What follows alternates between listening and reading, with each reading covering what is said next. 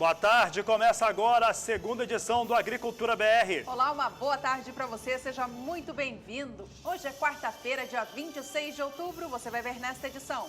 Você confere nesta edição a demanda por milho. Você vai saber o que deve acontecer em relação a Taiwan, que está realizando um leilão internacional para a compra do cereal do Brasil e dos Estados Unidos, e a África do Sul, que assumiu finalmente que vai ter que comprar muito mais milho neste ano. Você vai ver também que a demanda por café nos Estados Unidos deve crescer bem mais do que no restante do mundo.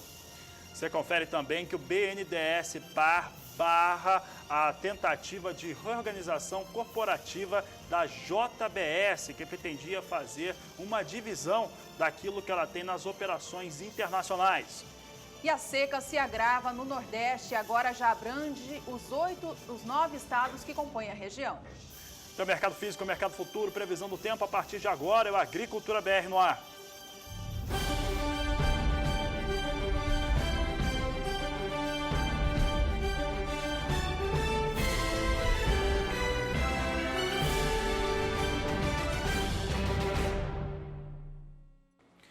A Agricultura BR fala sobre soja no cenário internacional e se tem algo que tem garantido os valores com situações melhores, patamares de preços melhores na Bolsa de Chicago, é a demanda sobre a soja norte-americana. Os norte-americanos já devem ter vendido em torno de 61% daquilo que é a meta da comercialização na temporada 2016-2017. Durante essa edição nós vamos falar muito sobre isso e também responder a perguntas de telespectadores que estão questionando a respeito desse fator e se isso pode prejudicar o Brasil. Você vai entender melhor esses dados. De qualquer maneira, vem vendendo muito, isso dá patamares de preços melhores na Bolsa norte-americana e vem conseguindo garantir uma situação de preços melhor.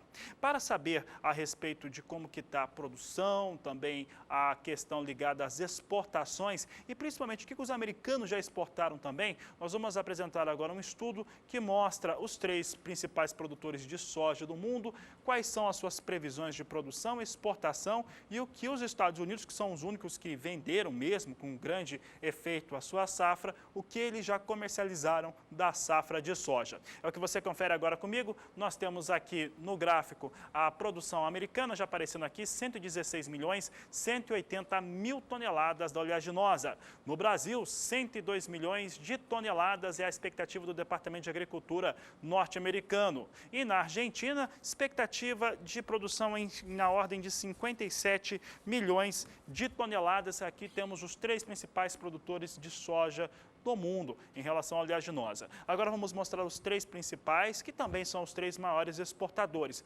Observe então como é que fica o gráfico, que aqui nós temos uma alteração.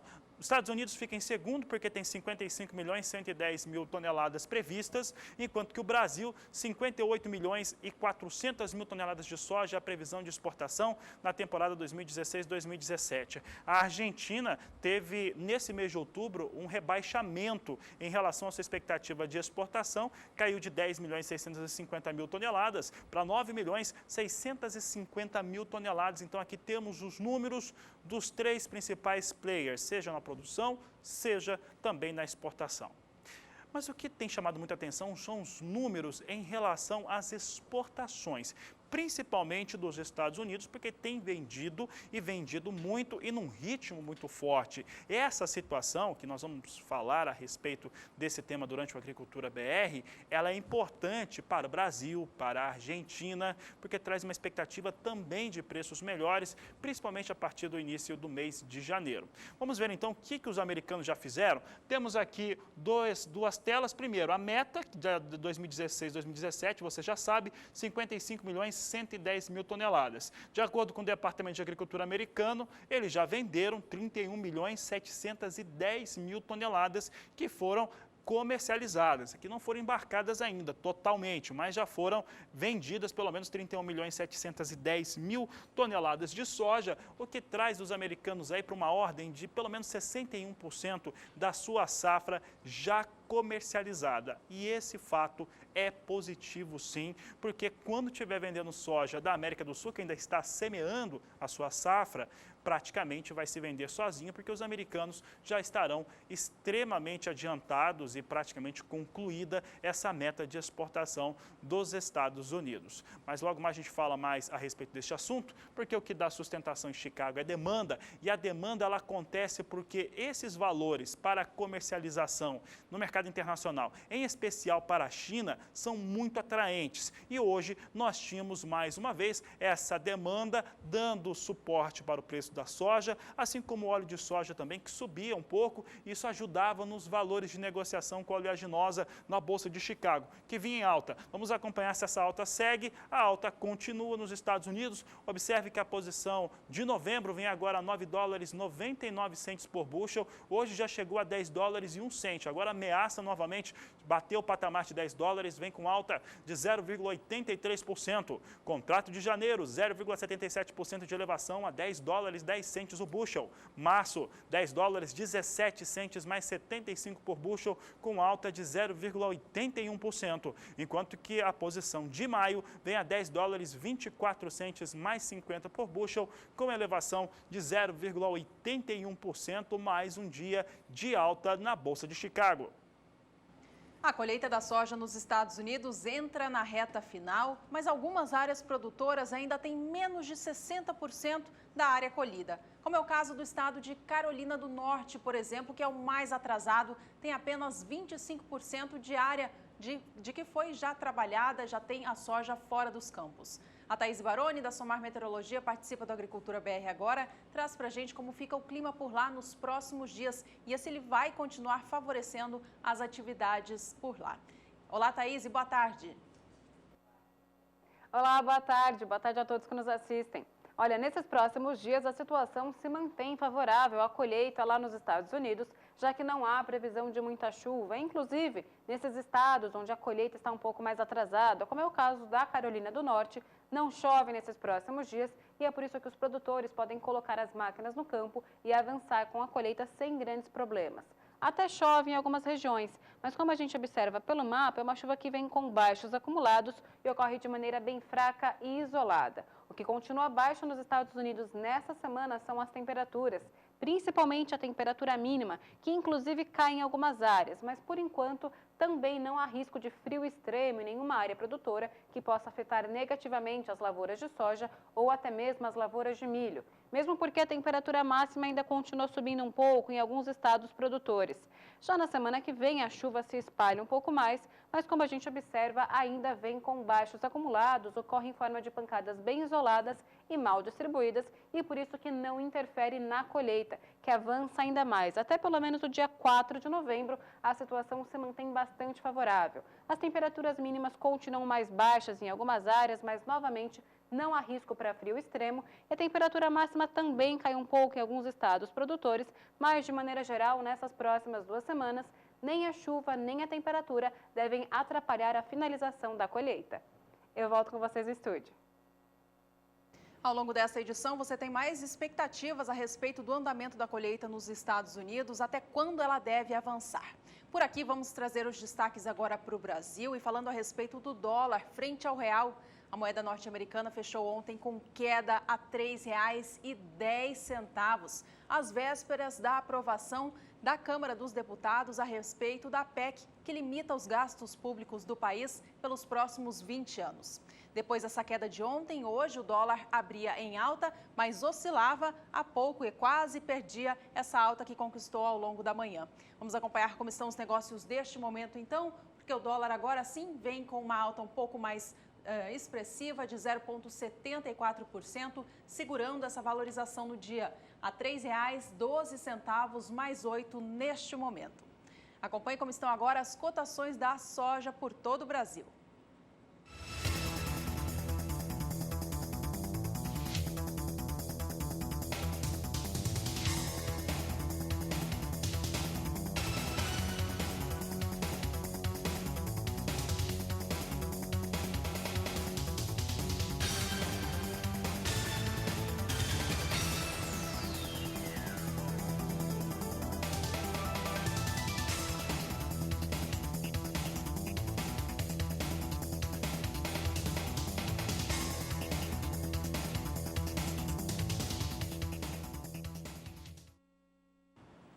E por aqui você acompanha o quadro Agricultura BR Responde.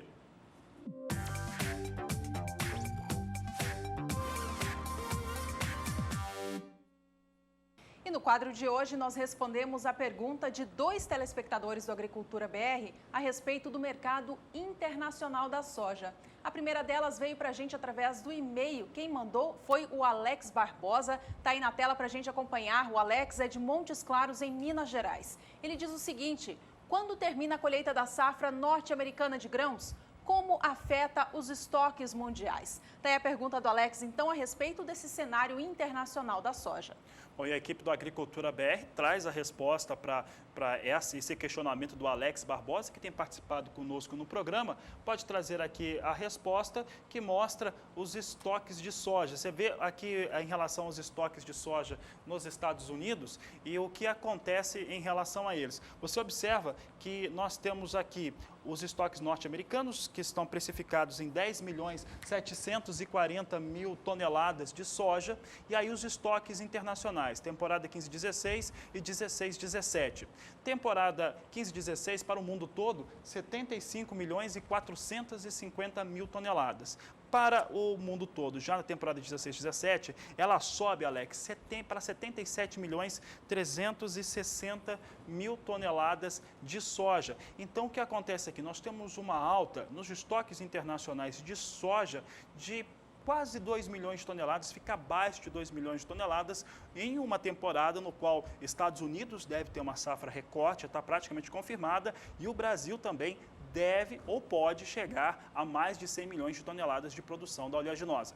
Bom, ainda a respeito da questão internacional da soja, atendendo à pergunta aqui que o Alex fez, ao ritmo que acontece a colheita da soja nos Estados Unidos, a expectativa, Alex, é de que ela encerre no dia 6 de novembro. Essa foi uma projeção feita pela equipe do Agricultura BR, tomando como base todas as questões que envolvem os trabalhos de colheita até agora e as questões climáticas que continuam permitindo o bom andamento dos trabalhos no campo.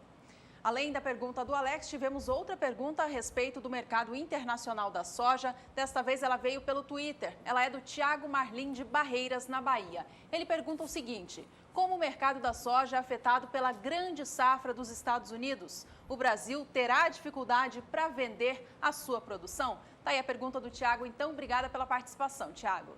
Bom, e esse é um assunto muito interessante que foi questionado pelo Thiago. Vamos ver a resposta, então, da equipe do Agricultura BR, que nós trazemos aqui mostrando um pouco do que vai acontecer em relação a esse mercado. Então, olha só, o mercado ele já precificou a safra 2016-2017. Então, isso já aconteceu principalmente por conta da safra norte-americana. Ela já está estabilizada nesses valores. Agora, em relação à safra da América do Sul, que é um questionamento do telespectador, é o seguinte: há de fato, por conta dessa safra norte-americana, no momento, uma forte pressão em relação aos preços negociados em Chicago. Isso é algo que nós estamos vendo todos os dias e a situação só não piora porque a demanda ela vem bastante elevada. Agora, esse momento, é comum que isso aconteça. Outubro, final de outubro, pelo menos as primeiras semanas de novembro, nós devemos sentir essa pressão porque a colheita norte-americana está encerrando. Se tudo der certo, até 6 de novembro devem tirar tudo dos campos lá dos Estados Unidos, tirar toda a soja dos campos. Enquanto que aqui no Brasil, essa safra ainda está sendo semeada e passa a ser colhida entre o final de dezembro e o começo de janeiro. Com isso, nós devemos ter valores melhores para a soja brasileira, ou pelo menos uma situação que deve ser melhor, porque a safra americana, como você já viu na Agricultura BR, neste momento passa de 60% dela toda negociada. Então o Brasil vai ter uma forte comercialização praticamente sozinho, pode-se dizer de cara para o vento, porque os Estados Unidos já vão ter vendido quase toda a sua perspectiva de vendas de soja na temporada 16-17, enquanto os argentinos devem continuar segurando soja dentro do país. Bom, Alex e Thiago, estão aí as respostas para vocês. Então, você que também tem alguma dúvida a respeito de mercado ou outra situação, manda para a gente. Esse é o quadro Agricultura BR Responde.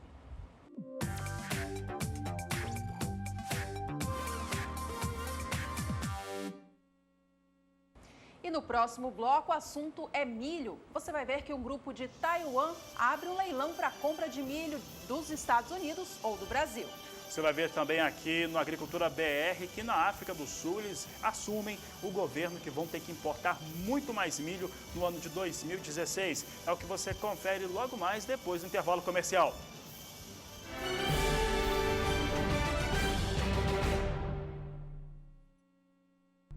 Agricultura BR de volta, ao vivo nesta quarta-feira. Por aqui é hora de falar sobre o milho e os preços no Brasil.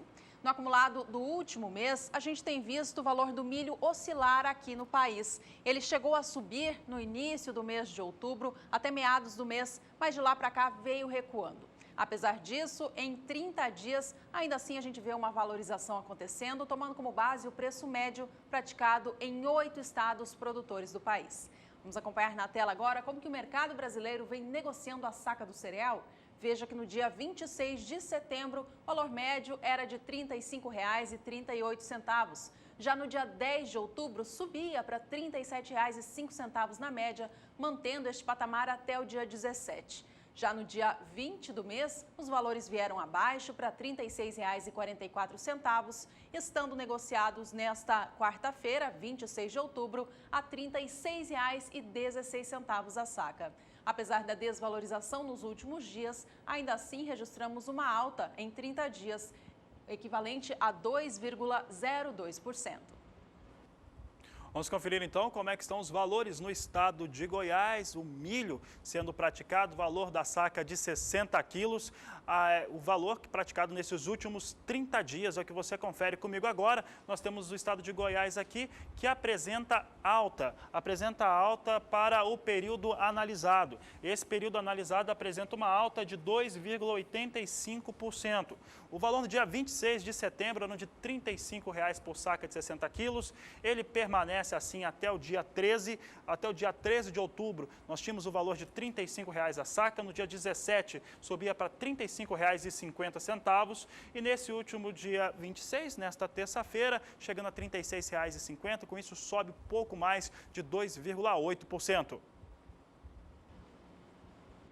No estado de Mato Grosso do Sul, também há alta registrada no valor da saca do milho no acumulado dos últimos 30 dias. Cada saca ganhou R$ 3,00 no acumulado deste período, veja só. Vamos acompanhar na tela agora o mercado sul-mato-grossense, onde no dia 27 de setembro o valor médio da saca era de R$ 30,00. Já no dia 3 de outubro vinha para R$ 32,00 a saca, alcançando no dia 10 R$ 33,00. Este patamar foi mantido até a data atual, 26 de outubro, registrando, portanto, valorização de R$ 3,00 no valor de cada saca no último mês.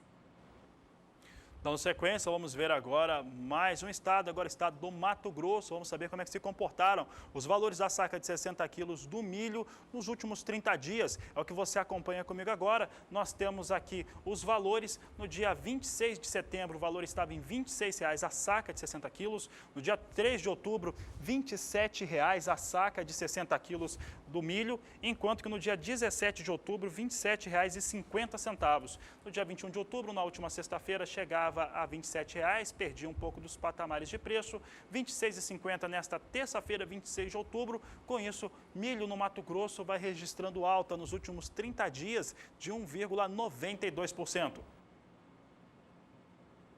Vamos agora acompanhar como estão os negócios com milho no mercado futuro do Brasil. É o milho na BMF Bovespa. Ontem a gente lembra que ele perdia o suporte de R$ 40,00 a saca e hoje vem ainda abaixo disso. Novembro vem negociado agora R$ 39,01, com queda de 0,10%.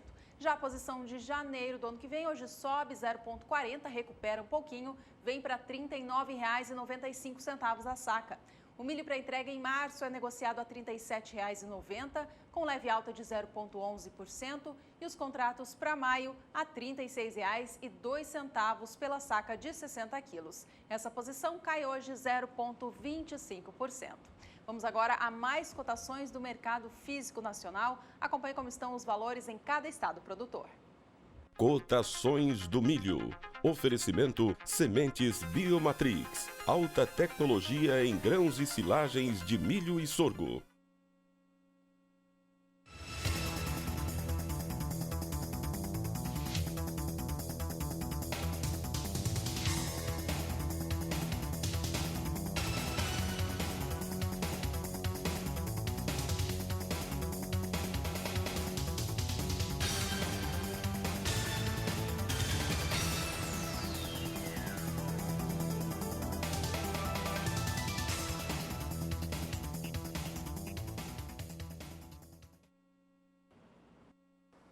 E olha, um grupo de Taiwan deve fazer, de acordo com operadores de mercado lá na Europa, devem realizar a partir de hoje e encerrar amanhã um leilão para a compra de 40 mil até 60 mil toneladas de milho originados nos Estados Unidos ou no Brasil. De acordo com esses operadores, esse milho é para chegar em Taiwan e a empresa é uma empresa deste país. A entrega deve acontecer, se for entregue dos Golfos norte-americanos ou do Brasil, entre os dias 8 e 27 de janeiro e também, se acontecer na costa oeste norte-americana, entre os dias 23 de janeiro e 11 de fevereiro, portanto, realizando um leilão aí de compra, melhor situação de compra, preço que deve acontecer por parte dessa empresa de Taiwan.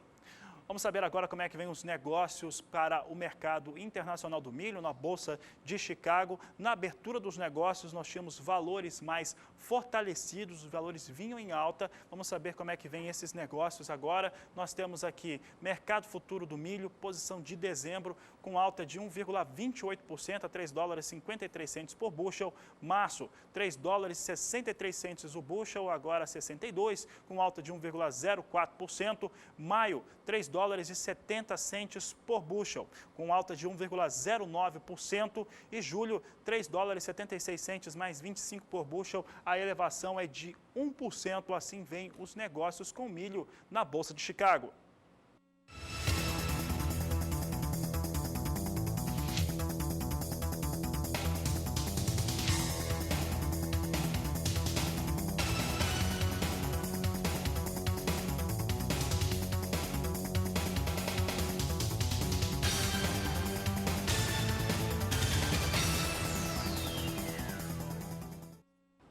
Nós vamos para mais um rápido intervalo. Você vai ver no próximo bloco como que está andando o andamento do plantio da soja em Mato Grosso do Sul.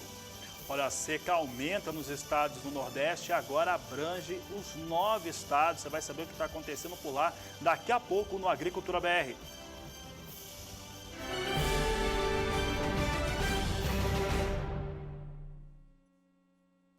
A Organização Internacional do Café reduziu a sua expectativa sobre o aumento do consumo de café em todo o mundo e atribuiu essa nova projeção a uma fraca expansão econômica de alguns grandes mercados consumidores, como o Brasil e a Europa. Os dados estão nesta tela, você acompanha comigo na sua televisão. A expectativa anterior da Organização Internacional do Café era de que o consumo global da bebida crescesse 2,2% ao ano até o ano de 2020. Já os números atuais trazem essa projeção para um crescimento de 1,3% ao ano até o ano de 2020. Bom, ao mesmo tempo em que projeta esse consumo um pouco mais brando em todo o mundo, nos Estados Unidos a situação é bem diferente. A organização acata o que vem acontecendo por lá, que é um aumento considerável do consumo da bebida, e com isso faz com que os Estados Unidos passem na frente dos demais países consumidores de café e agora tem uma projeção de consumo maior do que o restante do mundo. Veja qual que é a projeção da organização, então, para o consumo de café nos Estados Unidos. A expectativa é de que ele cresça 2% ao ano até 2020, enquanto que o mundo, como você já viu, deve apresentar um crescimento apenas de 1,3%. Fabiano.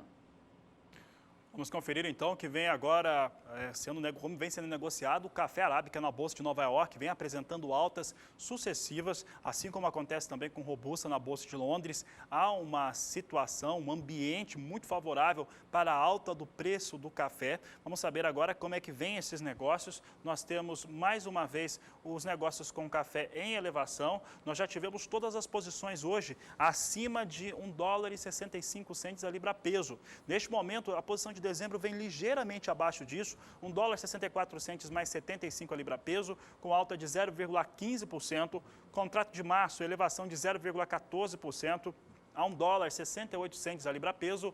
Maio, 1 dólar e 70 centos mais 40 a libra peso, com elevação de 0,23%. E julho, com alta de 0,23%, $1,72 mais 20 a libra peso. Esses números que você está acompanhando diariamente de alta para o café arábica, não se trata apenas da desvalorização do dólar no Brasil. O dólar desvalorizando no Brasil normalmente faz com que os valores do café arábica suba em Nova York. Também há um fundamento muito importante em relação à demanda pelo café arábica, que subiu muito por conta dos fatores ligados diretamente ao café robusta, que passa por quebras nos principais países produtores, como Vietnã e Brasil.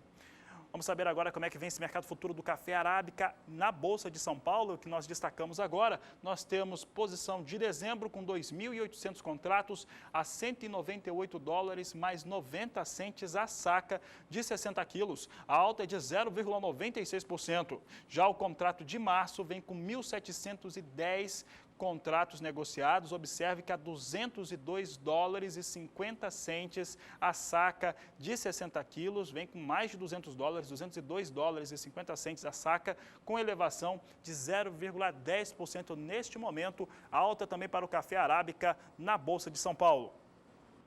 E essa alta mais forte para o café arábica negociado no mercado futuro influenciou nos negócios aqui no Brasil, que ontem tiveram uma alta bem significativa no mercado físico nacional. Ela não chegou a ultrapassar os valores da saca de Conilon, que na última semana superaram os valores do arábica, mas tiveram sim uma boa valorização nesta última terça-feira, levando o valor da saca para o seguinte valor, veja só, para os R$ 526,71. A alta no dia foi de 2,85%, já que saiu na segunda-feira dos R$ 512. No acumulado deste mês de outubro, com esta alta significativa agora, os valores já subiram 4,70% na comparação com o mês anterior. Vamos agora a mais valores do mercado físico, desta vez em especial para Minas Gerais.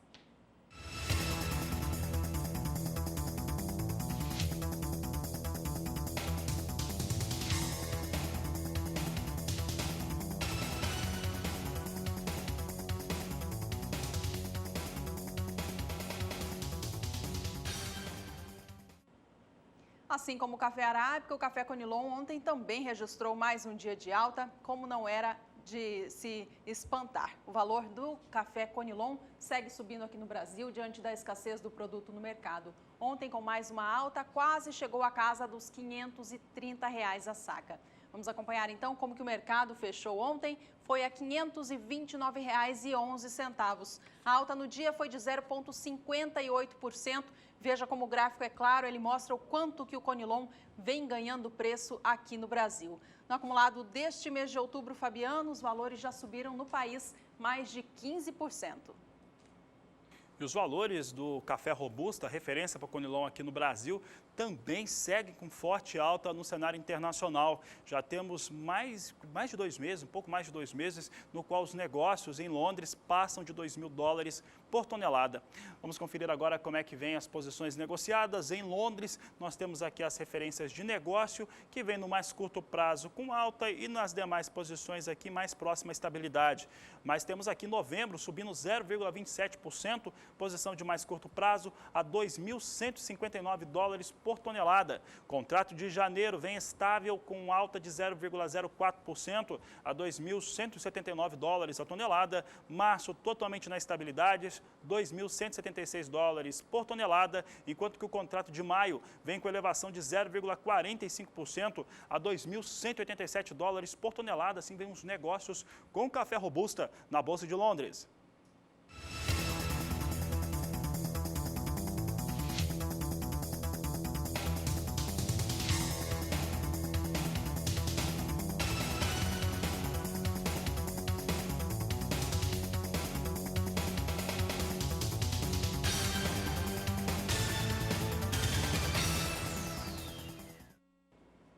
Voltamos a falar sobre a soja e sobre o andamento do plantio em todo o Brasil. Na região centro-oeste, o plantio avança nos estados produtores, mesmo que em alguns ainda falte umidade de solo ideal. Em algumas localidades será preciso fazer até o replantio destas lavouras semeadas com oleaginosa. A Thaís Baroni, da Somar Meteorologia, vem ao programa agora. Conta pra gente como fica o clima no centro-oeste nos próximos dias. Olha, realmente voltou a chover em algumas áreas produtoras do Centro-Oeste nesses últimos dias. Essa chuva impulsionou o plantio, já que ela aumentou a umidade do solo em algumas áreas. A gente percebe que a umidade do solo até subiu em algumas áreas produtoras do Centro-Oeste, mas mesmo assim, os valores de umidade ainda estão longe do ideais. O valor ideal de umidade do solo para garantir um bom plantio e também desenvolvimento das plantas seria acima dos 60%. E por enquanto isso só está acontecendo em algumas áreas produtoras do sul do Mato Grosso do Sul, do Paraná, de São Paulo e também do interior de Minas. Só que nesses próximos dias a chuva ganha volume e intensidade em algumas áreas da região centro-oeste e é por isso que a umidade do solo pode pontualmente subir em algumas regiões e atingir esse valor de 60%. Como temos a formação de uma frente fria lá na região sul, que inclusive provocou chuva forte nos 3 estados da região, esse sistema avança ao longo dessa semana e vai atingir principalmente toda essa área. Entre os dias 26 e 30 de outubro, previsão de bastante chuva nessa região mais escura aqui do mapa. Entre os estados de Minas, Goiás, Mato Grosso e até mesmo Rondônia, chove bastante nesses próximos dias, mas é uma chuva que ainda vem de maneira irregular e mal distribuída e é por isso que, como eu disse, eleva pontualmente a umidade do solo. Essa chuva ainda não atinge todos os municípios e, além disso, as temperaturas também sobem bastante nesses próximos dias e é por isso que em algumas áreas o solo ainda se mantém mais seco, especialmente no Mato Grosso do Sul. Pelo menos nesses próximos 5 dias a situação não fica muito favorável aos produtores do estado, já que a chuva diminui bastante e a temperatura cai em algumas áreas. Com a passagem dessa frente fria, com o avanço desse sistema, uma massa de ar frio vai ganhar força em praticamente todas as áreas do Centro-Sul. Entre sexta, sábado e domingo, o tempo fica firme, desde o Mato Grosso do Sul até São Paulo, Paraná, Santa Catarina e Rio Grande do Sul, só que as temperaturas já ficam bem mais baixas. É somente a partir da próxima semana, com a formação de um novo sistema, que aí sim volta a chover bastante em praticamente todas as áreas do Centro-Sul, inclusive no Mato Grosso do Sul. Entre os dias 31 de outubro e 4 de novembro, a chuva se espalha e atinge praticamente todas as áreas produtoras do Brasil, com exceção da região do Mato Piba. Por lá, ainda continua chovendo muito pouco nesses próximos dias e o solo segue mais seco. Nessa outra região, desde o centro-oeste até o interior da região sudeste, embora a chuva ganhe volume em algumas áreas, ela ainda ocorre em forma de pancadas isoladas e mal distribuídas, que elevam pontualmente a umidade do solo. Mas, de maneira geral, nessas próximas 2 semanas, a situação segue bastante favorável ao plantio nas principais áreas produtoras. Eu volto com vocês no estúdio. E por falar em plantio, o plantio da soja no estado de Mato Grosso do Sul segue bem acelerado e a expectativa é que a semeadura esteja concluída ainda no final do mês de outubro. A repórter Miriam Valadares foi ao sul do Mato Grosso do Sul para saber como é que estão as lavouras de milho. Acompanhe. De acordo com o último levantamento da AproSoja-MS, fechado no dia 21 deste mês, a área semeada com soja em Mato Grosso do Sul é de 45,5%. Em uma semana, o plantio no estado avançou 12%. A região sul é a mais adiantada. 60% do solo já recebeu o grão. A expectativa é de concluir os trabalhos até o final de outubro. É de colher bem, né? Estão trabalhando para, embora a média que espera 55 sacos, mas o investimento sempre é para 60 ou mais, né? Mas se a média regional atingir os 55, já estará muito bom, né? Na propriedade do senhor Lúcio, 320 hectares foram destinados ao cultivo da oleaginosa. O agricultor observa elevação no custo da lavoura. É em torno de 15%, 20%, né? Mas o preço acompanha também. Então, a gente sempre está preocupado, aumenta o custo, mas o valor do nosso produto também aumenta, né? E de modo que sempre é entre 30, a gente tem um custo final, custo total, menos o valor da terra, em torno de 30 sacos por hectare, né?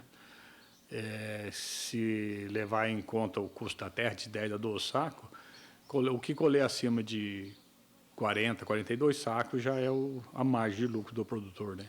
Na região, muitos produtores adotam o plantio direto, o que favorece a semeadura e o desenvolvimento do grão.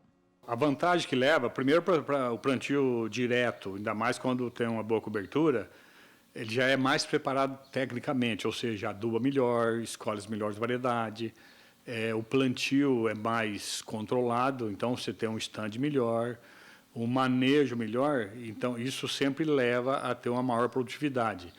E isso levando em conta ainda que quem faz o plantio direto, mas faz o manejo, pensando no milho safrinha, no consórcio, e tem uma cobertura boa, você tem um solo mais apto a produzir mais. Então, a gente sempre fala, quem faz plantio direto sempre está na frente dos outros, né? Amanhã, quinta-feira, você acompanha aqui no Agricultura BR uma entrevista com o presidente da ProSoja de Mato Grosso do Sul, Cristiano Bortolotto, sobre o andamento da safra.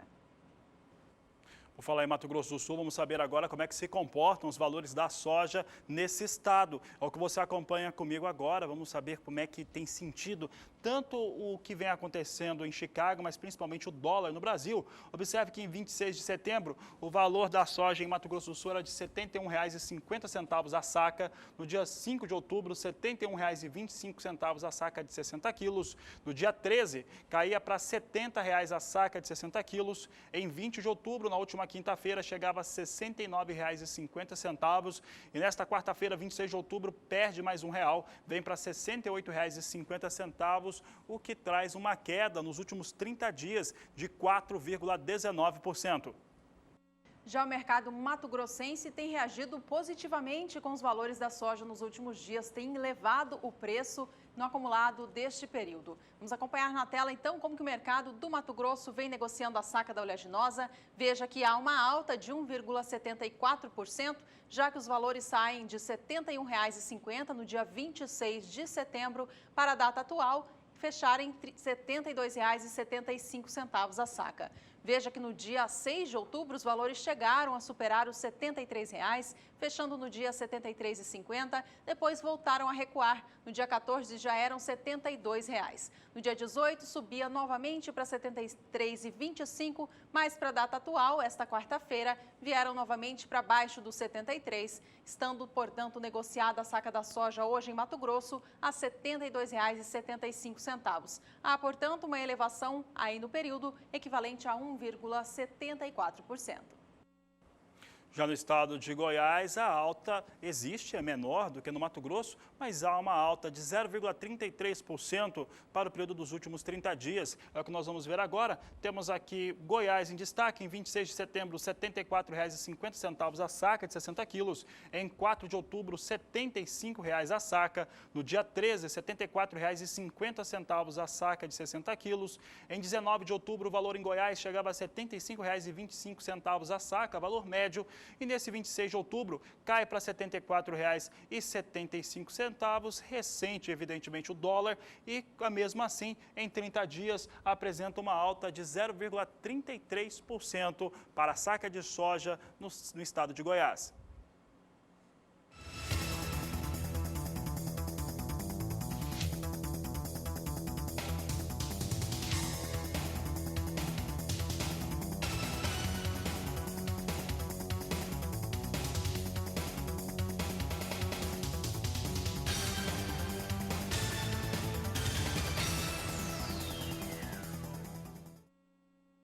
A participação do telespectador é sempre importante aqui no Agricultura BR e é por isso que nós destacamos agora o quadro Somos Todos Produtores e destacando hoje o café, produção de café pelo país, Juliana. Pois é, Fabiana, a gente recebeu mais fotos de floradas de café pelo país. Desta vez é do município de Cordislândia, no interior de Minas Gerais. As fotos são do produtor rural Luiz Cláudio Eufrásio. Estão aí, então, as fotos dele, os seus cafezais, o seu cafezal, já registrando floradas de café. De acordo com informações, toda essa região produtora e todo o cinturão cafeeiro do Brasil recebeu a primeira grande florada no início deste mês de outubro, com o aumento das chuvas, né, que propiciaram essa entrada da floração dos cafezais. Luiz Cláudio, muito obrigada, então, pela sua participação. Uma boa safra para você.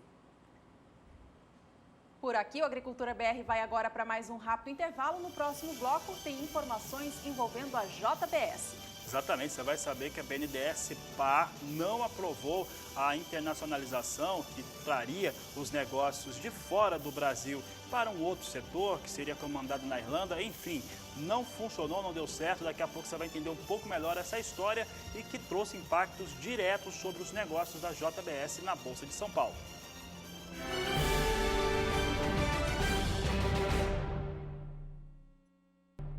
Estamos de volta com a Agricultura BR, com destaque agora sobre o clima. A seca segue se agravando na região nordeste do país e agora os 9 estados que compõem a região já se encontram nesta situação.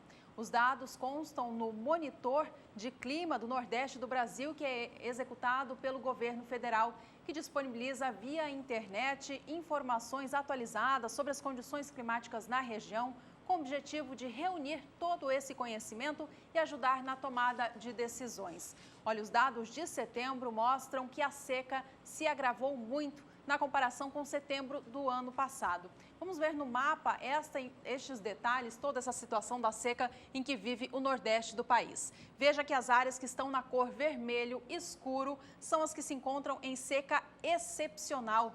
Na cor vermelho claro, em seca extrema, que é o grau em que se encontra a maior parte da região. Na cor laranja estão as áreas em seca considerada grave e na cor mais clara, as áreas em seca moderada, que está presente apenas em algumas faixas do litoral da região. O Ceará é o estado mais castigado, ele conta com 75% do seu território em seca extrema ou seca excepcional. A tendência é de que o quadro se agrave até dezembro, devido à ausência de chuvas e às temperaturas altas desta época do ano. Além da população, a pecuária e a agricultura, é claro, sofrem muito também com esta falta d'água. A produção de cacau, por exemplo, que se encontra na maior parte na região nordeste do Brasil, foi castigada nesta última temporada por conta do clima seco. E a expectativa para essa nova safra também é de condições ruins. Vamos saber agora com a Thaís Baroni, da Somar Meteorologia, como fica o clima então para o Nordeste, em especial para a Bahia e para os produtores de cacau nestes próximos períodos. Olha, tem chovido muito pouco ainda em praticamente todas as áreas da região Nordeste, inclusive no estado da Bahia. Na verdade, na faixa leste do estado e também nas áreas mais ao sul, até choveu de maneira um pouco mais frequente nas últimas semanas. Mas nesses últimos dias, a chuva diminuiu novamente, as temperaturas subiram e a umidade do solo até caiu em algumas áreas.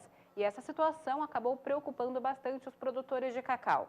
Infelizmente, nas próximas semanas ainda não há previsão de volumes expressivos de chuva e também de frequência suficiente de chuva para elevar e recuperar a umidade do solo nas principais áreas produtoras do estado. Chove nesses próximos dias em algumas áreas do sul e oeste da Bahia, mas como a gente observa pelo mapa, é uma chuva que mais uma vez ocorre em forma de pancadas isoladas e traz baixíssimos acumulados.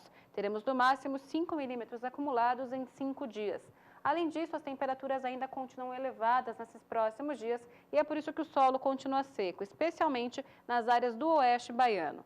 Na semana que vem, a situação praticamente não muda. Na verdade, em praticamente todas as áreas da região Nordeste, vai continuar chovendo muito pouco nesses próximos 10 dias. Ainda chove pouco no leste e sul do estado e também em alguns municípios do extremo oeste baiano, mas, mais uma vez, são pancadas bem rápidas e isoladas de chuva que não vêm em volume e frequência suficiente para elevar a umidade do solo e melhorar a condição das lavouras.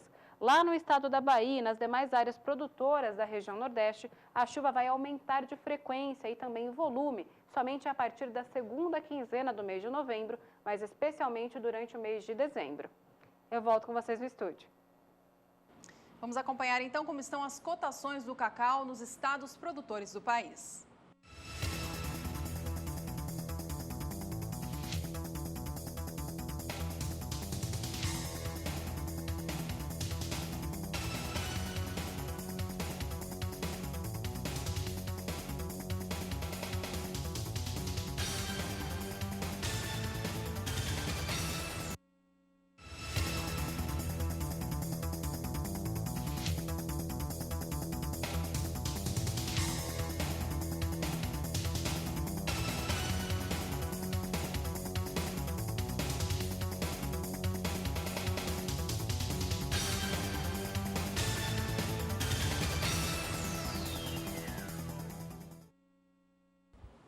Chegou a hora do quadro Agroações, que hoje traz em destaque a JBS.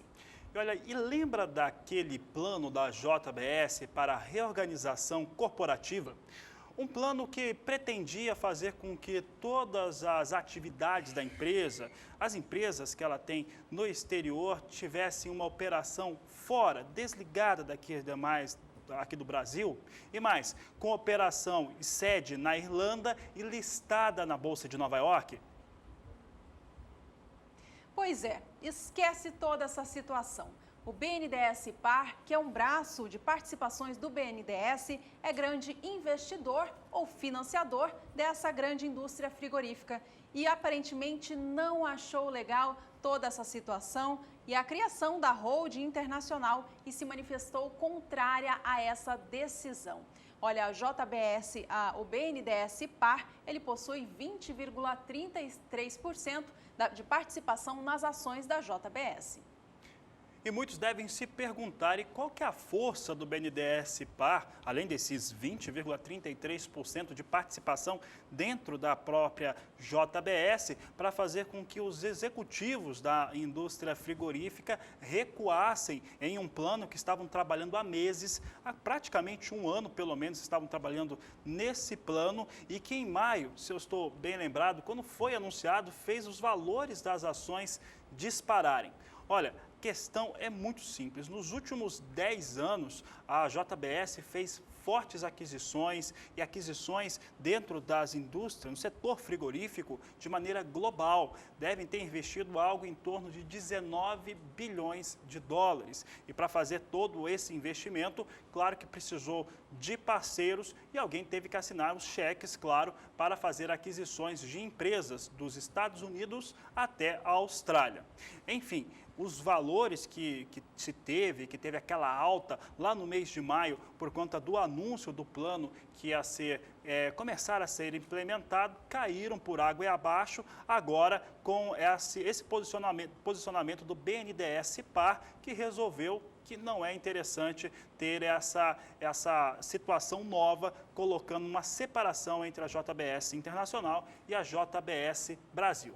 Juliana, os valores caíam e caíam bastante no dia de hoje. Vamos acompanhar então como que vem sendo negociada a ação da JBS na BMF Bovespa. Antes da gente olhar os números em tempo real, agora a gente dá uma olhadinha em como foram os negócios desses últimos 30 dias. E a gente vai ver, é claro, que os negócios vieram em queda. Veja conosco que no dia 20 de outubro o valor da ação fechava a R$ 12,06. Já no dia 21, perdia o suporte de 12 e vinha para R$ 11,98, recuperando no dia 24, encerrando o dia a R$ 12,04 por ação.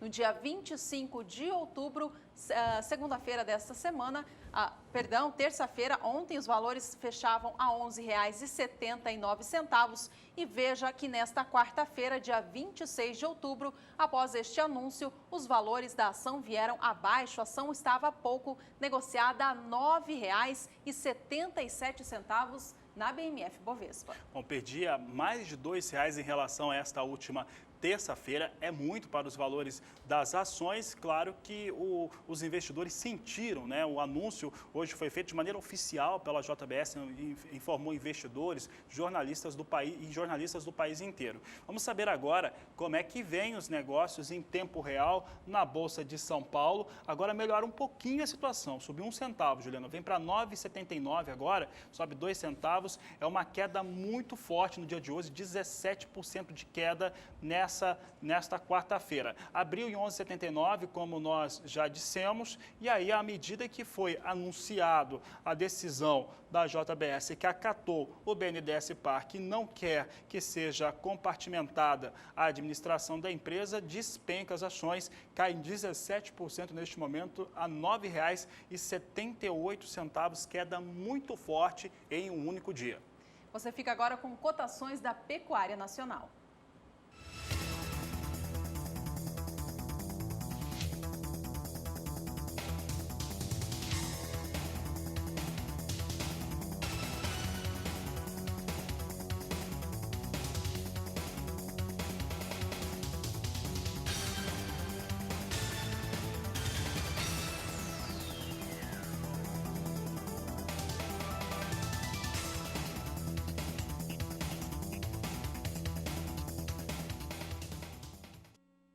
Veja no próximo bloco como estão os valores do trigo no sul do país. Você vai ver que no Rio Grande do Sul, o valor da tonelada quase perde o suporte de R$ 600.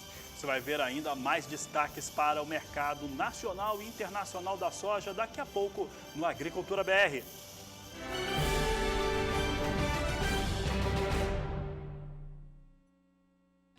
Bom, e o Fórum Permanente do Agronegócio debateu a dessecação do trigo. E são essas informações que você confere agora no Agricultura BR.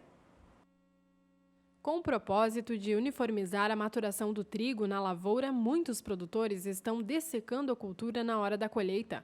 A prática pode contaminar o produto, tornando-o impróprio para o consumo. O trigo ele é amostrado pelo PNCRC desde 2008, né? Mas análises de glifosato foram validadas nos nossos laboratórios em 2015, então nós conseguimos analisar nos nossos laboratórios glifosato. Sim, houve uma incidência bastante grande, né, da presença de glifosato, inclusive de produtos também proibidos, o que deixou a gente bastante preocupados, né, e confirmou, na realidade, uma denúncia que havia sido feita, se não me engano, em 2014. Né? Até antes a gente recebia informações de que havia aplicação indevida do produto, porém nós conseguimos no Ministério analisar somente a partir do ano passado. Foram coletadas 18 amostras, sendo 12 em produtores rurais e 6 em cerealistas. O trabalho foi realizado entre outubro de 2015 e janeiro deste ano. Para esta safra, o número de análises deverá ser maior. De 18 amostras coletadas, apenas 4 não apresentaram resíduos agrotóxicos. Aí mais de 60% das amostras haviam resíduo de glifosato. E também foram encontrados outros princípios ativos que não possuem nem registro no Brasil, não poderiam ser utilizados, não poderiam estar presentes nas propriedades, tampouco no resíduo de trigo, que é para o consumo humano, né? Nós vamos tentar fazer esse trabalho numa região um pouco mais abrangente, ou seja, envolver a fronteira oeste, que não foi envolvida, uma amostragem um pouco mais significativa no Planalto, para tentar esse monitoramento ser mais significativo em nível de estado na região produtora do trigo. Segundo o pesquisador da Embrapa, a prática de dessecagem para antecipação da colheita do trigo, visando o plantio da soja, não traz grandes benefícios ao produtor. A dessecação do trigo, na realidade, tem que ser vista com muita cautela, né?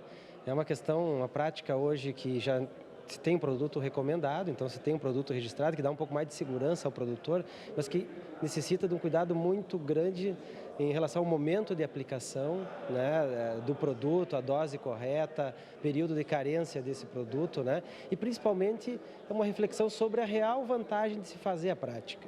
Né? A gente tem visto que antecipar talvez a colheita do trigo em 4 a 6 dias não traz muito benefício, né, em relação à soja que é plantada na sequência. Né? Essa antecipação que se conseguiria com a soja, a gente tem visto em alguns trabalhos de pesquisa nos últimos anos, né, que não incrementa o rendimento e muitas vezes até tem reduzido o rendimento de grãos. Se comprovado a presença de glifosato nas lavouras analisadas, o produtor será penalizado e sua produção ficará à disposição do Ministério Público. Se identificado for na propriedade, a exemplo do que foi no Paraná há poucos dias atrás, ele está passível de, se for pego na hora da colheita, ter a sua lavoura totalmente destinada, armazenada sob manto ou sobre, digamos assim, guarda do Ministério Público e do Ministério da Agricultura e Secretaria da Agricultura para ver o que vai ser dado o destino. Agora você imagina um produtor que investiu bastante, com altíssimo custo de produção, se defrontar por uma dessecação com produtos não recomendados, às vésperas da colheita ou durante a colheita, identificado como prática não recomendada. Nós, como produtores, temos que fazer aquilo exatamente que está dentro da lei, estritamente dentro da lei, com produtos recomendados para não sofrermos sanções como estão postas aí em determinados estados para cima da cadeia. Os produtos acima dos níveis tolerados poderão ser submetidos a adequações. A gente não pode destruir alimento, a gente tem que adequar o produto aos limites. Se nós temos limites estabelecidos, você destruir um produto que está um pouco acima dos limites, né, não é desejável para ninguém. Então, essa normativa número 31 de 2013 do Ministério da Agricultura, ela permite que o proprietário, detentor ou embalador daquele produto, ela possa, então, adotar meios, né, que ela vai definir esses meios que serão aprovados pelo Ministério da Agricultura para adequar o produto aos níveis fitossanitários adequados. A situação de mercado para os triticultores do estado gaúcho é bem ruim. Depois de ter alcançado no mês de maio deste ano o valor de R$ 850, o preço da tonelada do trigo brando agora se aproxima de perder o suporte de R$ 600. Ontem foi mais um dia de queda para o valor do trigo negociado no estado do Rio Grande do Sul e ele fechou na menor cotação desde setembro de 2015. Veja comigo na sua tela quanto foi negociado o trigo ontem no estado gaúcho, a R$ 602,77. A queda no dia foi de 1,70%, ajudando a somar a baixa acumulada em outubro, que agora passa de 11,3%. No estado do Paraná, a terça-feira também foi de queda para o valor do cereal. Os valores vieram para R$ 634,08, tomando como base a tonelada do trigo pão ou melhorador. Ao contrário do que acontece no estado gaúcho, a queda no estado do Paraná é neste mês bem mais branda. Ela soma agora desvalorização de apenas 2,23%. E rapidamente vamos saber como é que está o mercado internacional do trigo. Vem sentindo um pouco, vem sendo ressentido e vindo em queda nos últimos pregões. Hoje apresenta recuperação. Hoje temos um ajuste melhor para o trigo em Chicago. Posição de dezembro ganha 1,60%, vem a $4,10 o bushel. Março vem a $4,32 o bushel, com alta de 1,23%. Maio a $4,46 o bushel, com elevação de 0,79%. E alta também no contrato de julho, alta de 0,54%, negócios em $4,58 por bushel. Esse é o trigo em Chicago, hoje recuperando um pouco das perdas do acumulado da semana.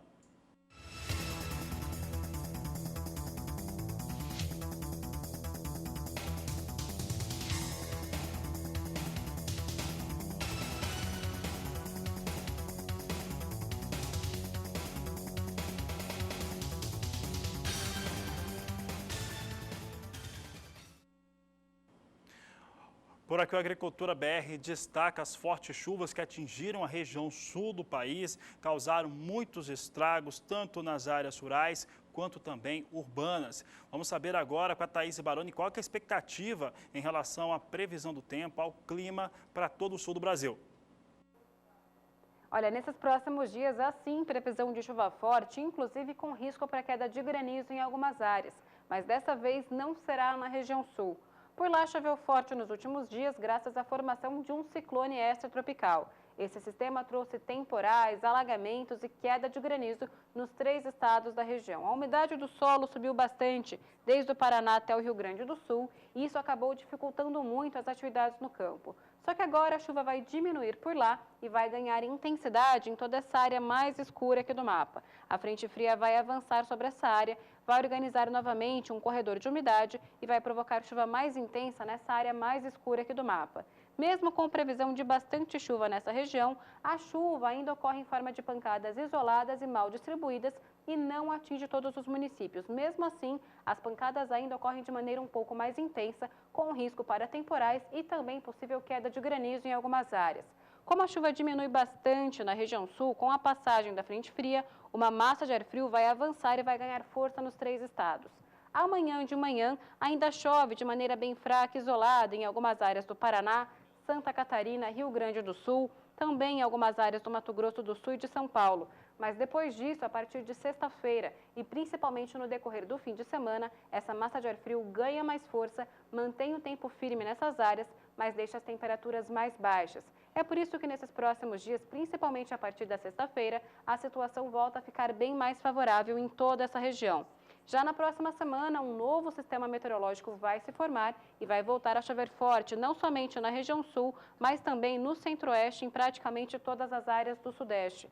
Em toda essa região mais escura aqui do mapa, também teremos temporais entre os dias 31 de outubro e 4 de novembro. E, mais uma vez, esses temporais podem vir acompanhados por queda de granizo em algumas áreas.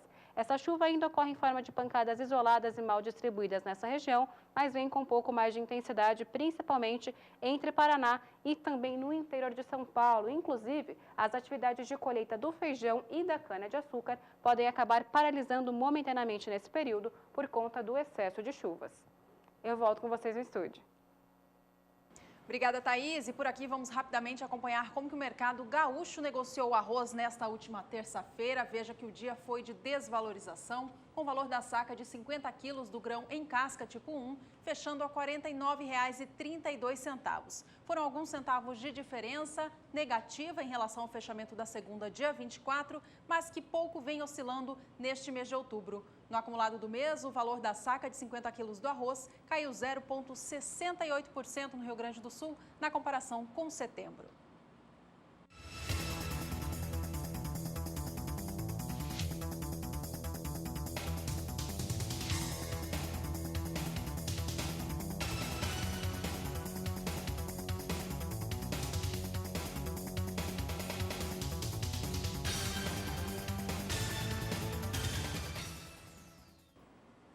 Um estudo publicado nesta terça-feira pela Conab mostrou quanto que o custo com fertilizantes, agrotóxicos, sementes e também operações com máquinas representou do custo total de produção do milho no Brasil na temporada 2015-2016.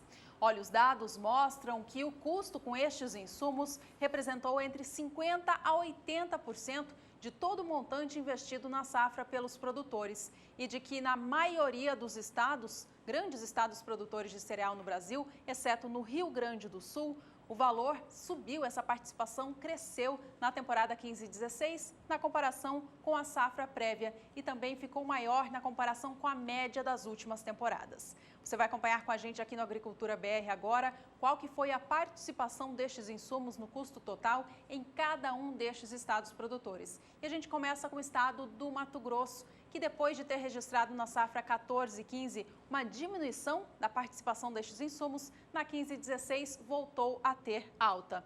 Veja comigo que na safra 10-11, os fertilizantes, agrotóxicos, sementes e operações com máquinas representaram do custo total de produção de milho no estado, tomando como base a segunda safra, 62,79% dos custos. Já na safra 11-12, esse custo foi para 66,78%, na 12-13, participou com 69,35%, na 13-14 passava de 71%, veja que fechava 71% e 81%, na safra 14-15 a participação dos insumos reduziu nos custos de produção, ficou em 66,27%, já na safra 2015-2016, encerrada, teve mais uma elevação, fechando a safra, portanto, com esses insumos representando mais de 70% do custo total de produção. No estado do Paraná, a participação dos insumos no custo da produção do milho de segunda safra teve uma alta significativa na temporada 2015-2016, quando comparado àquilo que acontecia nas temporadas anteriores. É o que você confere agora, nós temos aqui as temporadas passadas no estado do Paraná, lembrando que os insumos aqui são os fertilizantes, agrotóxicos, sementes e operações com máquinas. E na temporada 10-11 tinha uma participação de 49,36%, na 11-12 57,76%, na 12-13 58,48%, na 13-14 48,58%, 14-15 48,54%. Já a 15-16 dá um salto forte para 64,20%, coluna na cor vermelha, mostrando essa forte alta em relação à representação desses insumos para o custo de segunda safra.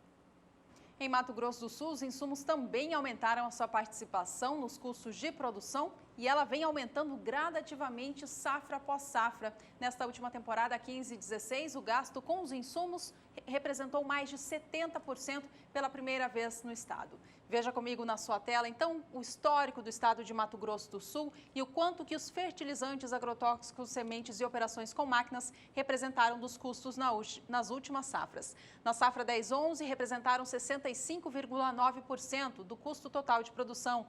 11-12 foram 65,05%. Safra 12-13, 62,93%, apresentando ali uma queda. Já na temporada 13-14, voltou a subir para 66,15%. Safra 14-15 foram 67,72%. E na temporada 2015-2016, estes insumos representaram 72,65% de todo o custo que o produtor de milho teve para fazer a sua safra. Dando sequência, a gente continua trazendo os levantamentos em relação aos insumos e agora você vai ver que no caso do estado de Goiás, já tinha uma temporada 14-15 com um fator de representatividade de insumos muito elevado e a 15-16 ficou ainda mais alto, é o que a Agricultura BR mostra agora. Temos aqui os destaques para Goiás, temporada 10-11 tinha uma participação de 52,26%, a 11-12 63,91%, 12-13 os insumos tinham uma participação de 60,08% e na 13-14, 57,15%. Na temporada 14-15 saltou para 73,30% e na 15-16 sobe mais ainda, sobe para 73,86%, também uma forte elevação em relação às safras anteriores. Minas Gerais também teve uma forte alta e é entre os estados maiores produtores o que tem a maior participação dos insumos no custo total de produção. Por lá, essa participação chega a quase 80% do valor total investido. Vamos acompanhar na tela, então, como que o estado de Minas teve, como que ele operou nessas últimas safras, como foi a participação dos insumos. Veja que na safra 10-11, eles representaram 63,12% do custo. 11-12, 64,89%. Safra 12-13, 64,12%. 13-14, 65,82%. Na temporada 14-15, estes custos se elevaram, aumentaram a participação no custo total, subindo para 77,18%, e na safra anterior, 2015-2016, chegando ao maior percentual de todos os estados produtores do Brasil, em 79,69% de todo o custo total da produção. E a participação dos insumos no custo de segunda safra de milho no Rio Grande do Sul, ou na produção geral do estado do Rio Grande do Sul, teve pela segunda temporada consecutiva queda na participação. É o que nós vamos mostrar agora, participação dos insumos na safra do Rio Grande do Sul, é a safra gaúcha total. Temporada 10-11 tinha 62,74%, na 11-12 62,99%, na 12-13 66,71% e na 13-14 subiu para 70,61%. Na 14-15 já havia caído para 69,99% e a 15-16 cai mais um pouco, cai para 65,75% a participação dos insumos nos custos totais da safra de milho no Rio Grande do Sul. Bom, e de acordo com a Conab, o crescimento da participação desses insumos na maioria dos estados produtores, exceto no Rio Grande do Sul, tem ligação direta com a maior entrada de tecnologias no campo.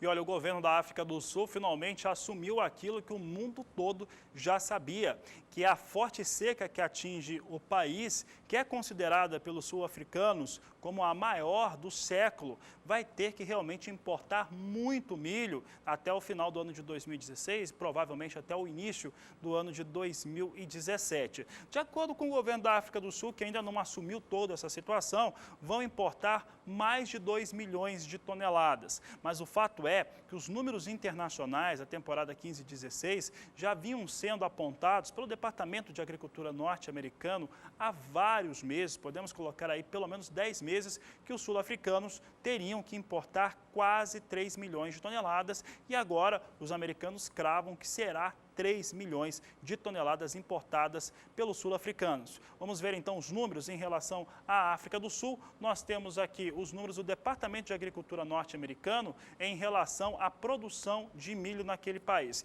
E aqui fica muito claro o nível de produção que se tem dos Estados Unidos, do Departamento de Agricultura dos Estados Unidos em relação à África do Sul.